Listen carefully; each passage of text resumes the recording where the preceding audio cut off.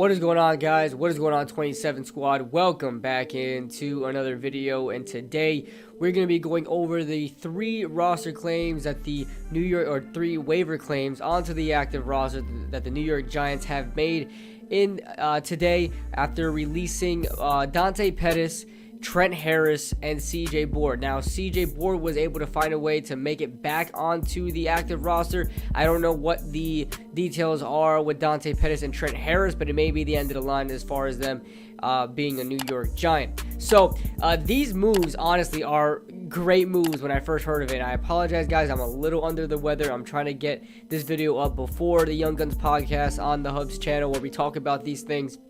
But I wanted to get my initial thoughts out there before the podcast, so I'm trying to hurry up here. But as far as the three waiver claims that we made, man, I'm surprised all three of these guys fell to us. I don't know where we stand in waiver claims. That's obviously never something that's shown to the public.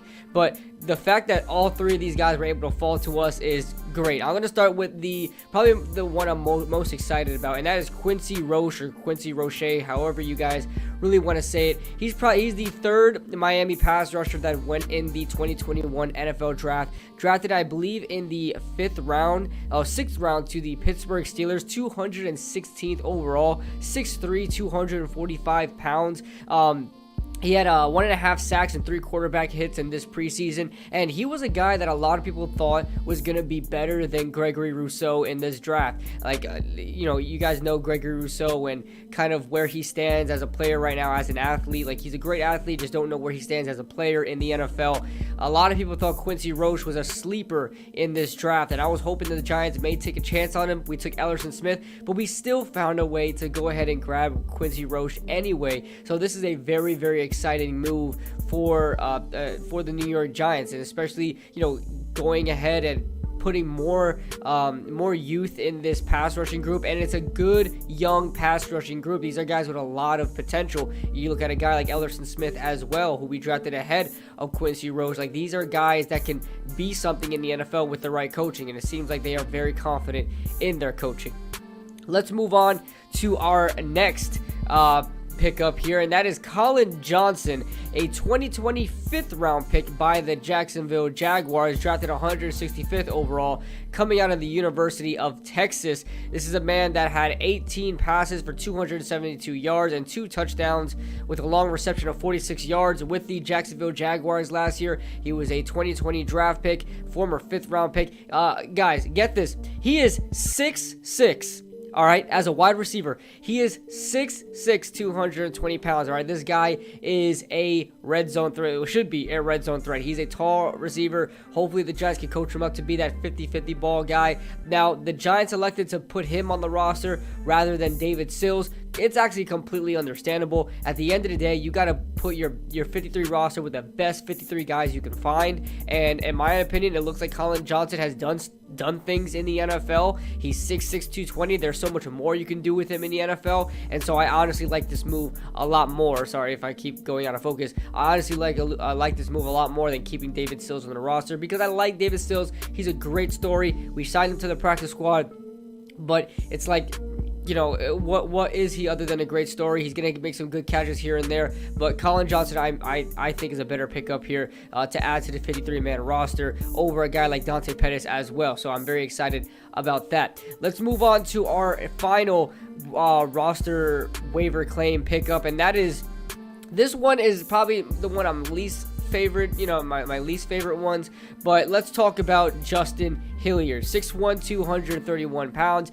He was a guy that I was looking at in this draft, and he wound up going undrafted, so I guess there was a reason why he was undrafted. He was picked up by the 49ers, and he actually led the San Francisco 49ers in tackles in the preseason with 18 tackles, and that was 7 more tackles than anybody else on the team. So that's not bad, and you pair that up also with 2 tackles for loss and 1 quarterback hit. That means they were using him as a middle linebacker blitz or wherever he was lined up at, but he's more like a inside linebacker there.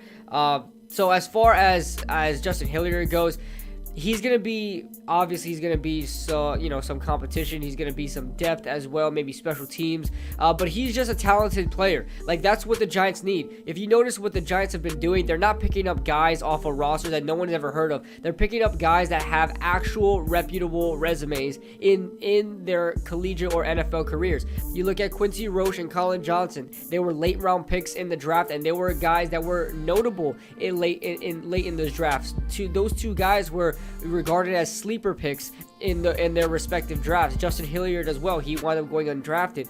But these are guys that have made their name somewhat known in the draft community, and the Giants found their way to pick 3 of those guys up. And so it makes me excited that we're not picking up guys like in the Jerry Reese era. We were picking up guys off of practice squads and picking up guys, undrafted guys that no one's ever even heard of before, guys that probably shouldn't even have been drafted in the first place. So listen, the Giants, even in the back end, it always helps to have talent wherever it is. If your worst players are guys that were 5th round picks, if your worst players were 5th round picks on your team, that's probably a good thing. All right, that's probably a good thing. So I'm excited about these pickups. Justin Hilliard, we'll see what he provides there, because inside linebacker core is kind of packed right now. Obviously you got Blake, Tate Crowder, Reggie Ragland.